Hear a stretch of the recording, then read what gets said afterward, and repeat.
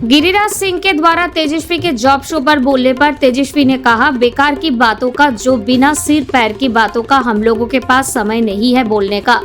कोई गंभीरता नहीं है, कुछ भी नहीं हुआ है, बोल देना है, ये बेकार का आरोप है, इस पर कोई टिप्पणी नहीं कर सकते। एक बात हम लोग को बता दे कि प्रधानमंत्री की गलत नीतियों के कारण आज 25 करोड़ नौजवान ओवरएज हो गए हैं, यानी जो युवा वर्ग बेरोजगार हो चुके हैं, निकल रही है, कुछ नहीं हो रहा है, नौकरी नहीं मिल रही है, वो ओवरएज हो गया है। 25 करोड़ युवा रोजगार नहीं मिलने से बेरोजगार हुए हैं, उनके भविष्य के साथ खिलवाड़ किया है।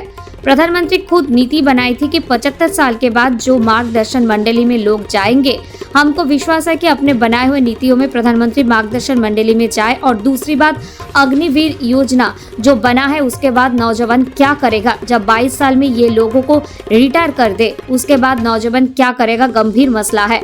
और जो 25 करोड़ ओवरएज के लोग होंगे, तो प्रधानमंत्री खुद उन्हें बताए, नीति के अनुसार 75 साल होने पर मार्गदर्शन मंडली में जाएंगे। Bureau report, news UNI। बेकार की बातों का, विनातर की बातों का हमारे पास समय नहीं है कि फालतू के डिस्कशन में हम भाग, है ना। कोई गंभीरता है नहीं, कुछ भी मुंह में आया बोल देना है ना। इसी तरह का आरोप है, बेकार का है, इस पर कोई टिप्पणी हमको नहीं करती। लेकिन आप लोग को बता दें कि प्रधानमंत्री के गलत नीतियों के कारण,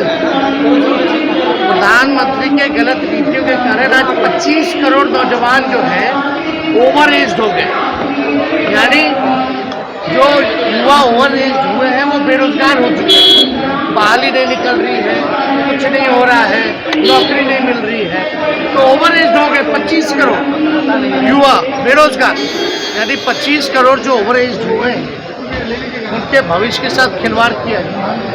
और 25 करोड़ जो संख्या है वो मामूली संख्या नहीं है। और प्रधानमंत्री ने खुद नीति बनाई थी कि 75 साल के बाद जो है मार्गदर्शक मंडली में लोग जाएंगे। तो हमको विश्वास है कि अपने बनाए हुए नीति में प्रधानमंत्री मार्गदर्शक मंडली में जाए, है ना। और दूसरी बात, अग्निवीर योजना भी जो इन्होंने बनाया है, यानी 22 साल में रिटायर, तो उसके बाद नौजवान क्या करेगा, तो इसलिए ये गंभीर मसला है। और जब 22 साल में इन लोगों को रिटायर कर रहे हैं, 25 करोड़ को ओवर एज कर रहे हैं, तो खुद 74-75 साल के हो गए, तो मुझे विश्वास है अपनी बनाई हुई नीति में ये मार्गदर्शक मंडली में बैठे।